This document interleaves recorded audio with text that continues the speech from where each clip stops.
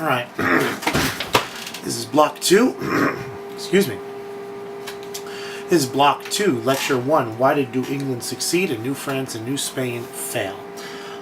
If you really kind of look at it from a particular perspective, the English were the last of all the major European countries to have a presence in the New World. That the Spanish especially, but also the French were in North America before they were. So the question begs itself, how come the English colonies grew and became large and powerful and populated and self-sufficient, while the Spanish colonies and the French colonies were drains on those national treasuries and never really took off as independent societies?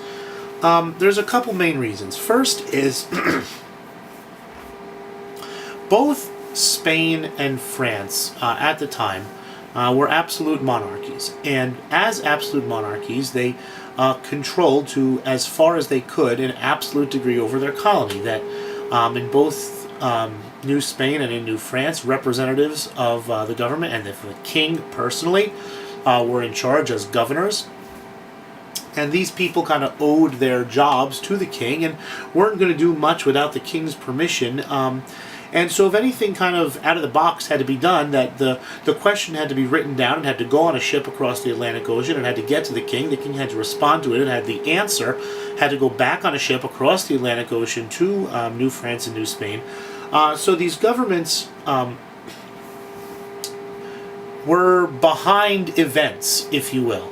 And these governments, even though they were going to be so far behind events, no matter what they did, always tried to run events. That these absolute monarchies tried to control every aspect of these colonies as much as they could. Officials, not wanting to be on the wrong side of these royal governments, took very little initiative, very little risk in governing the colonies.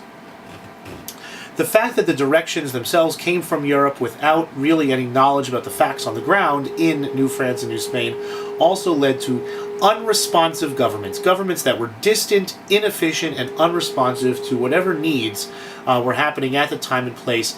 And then anyone with initiative on the ground in those time and places in New France and New Spain always worried about having their decisions, someone looking over their shoulder. They were always looking over their shoulder at these royal absolute governments, questioning the decisions that they made. On the other hand, the English colonies, all 13 of them, were all locally run. They had royal governors, they had, things like that, but by and large, with no exceptions, all of the colonies from New Hampshire in the north to Georgia in the south were run by local representative bodies that modeled themselves after Parliament. The English colonies modeled themselves after the English nation. The English nation was undergoing all these changes at the time between king and Parliament, and who was in charge and who was sovereign. And the colonists kind of, being so far away from England, decided that their popular representatives, their popular assemblies, the House of Burgesses in Virginia and the town councils in Massachusetts, and by so on and so forth, the popular assemblies in the colonies really ran those colonies. England had very little day-to-day control over what happened in any of her 13 colonies. Locally run colonies are more responsive to local needs. The closer the government is to you, the more efficient and the more responsive government is going to be. That's an important thing. Local control, local initiative versus distant government control. There was almost no government control from London, and there was very little government control in the colonies. Then most people in the colonies, it was a live and let live kind of situation. You made your life, and there was very little that you would interact with even your colonial government, let alone the distant government in London. More important, though, than any of that is one very simple fact. For the most part, with a couple exceptions in some of the southern colonies, but for the most part, the biggest difference between New France and New Spain on one hand, and between New England and the English colonies on the other, was the English brought their wives. The English brought their wives. English settlers, English colonists were looking to restart their lives permanently in the New World.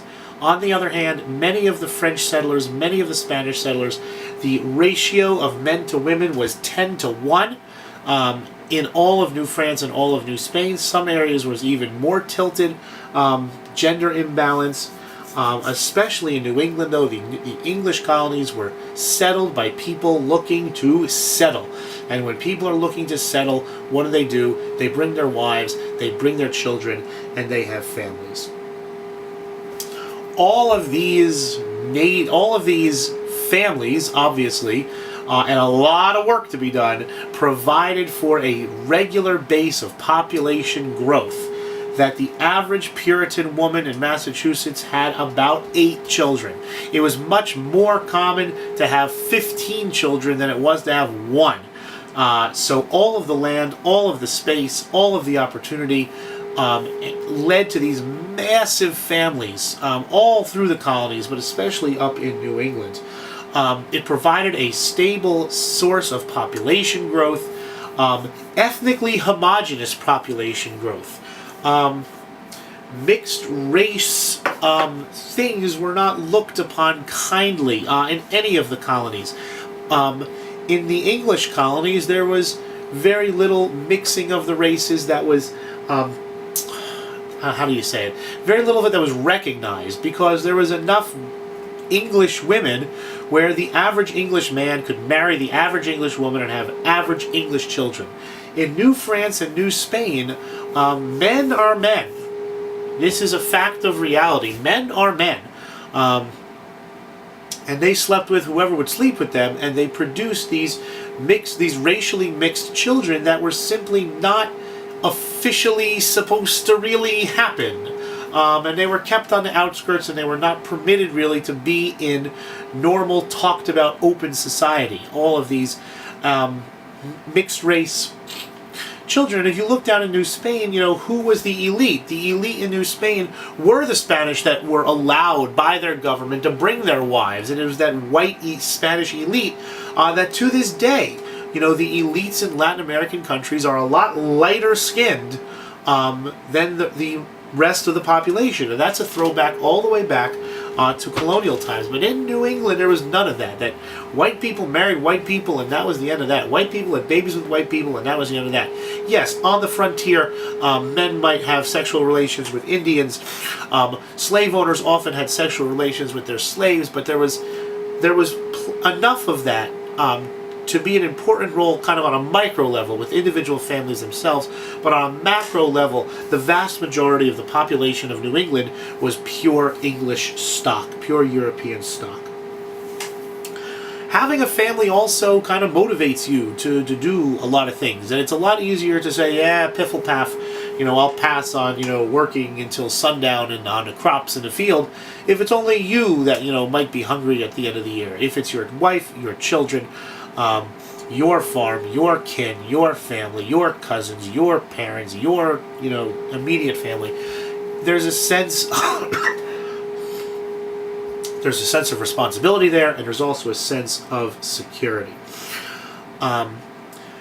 So if you look at the reasons why New England succeeded, the English colonies succeeded, and the French and Spanish colonies just took a completely different path, you have to look at 2 basic things.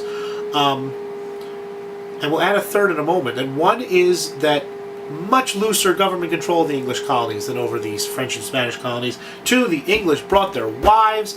And 3, especially when it came to the English versus the Spanish, the Indians, the Native American Indians that the Spanish faced off against in the Southwest and in Mexico and in South America were more advanced, culturally advanced than kind of the they weren't quite hunter. The Indians of the eastern seaboard of the United States had settled villages, but most of their calories came from hunting and fishing. They did grow crops, but you're not dealing with an advanced, powerful civilization here, and they were easy to kind of divide and conquer.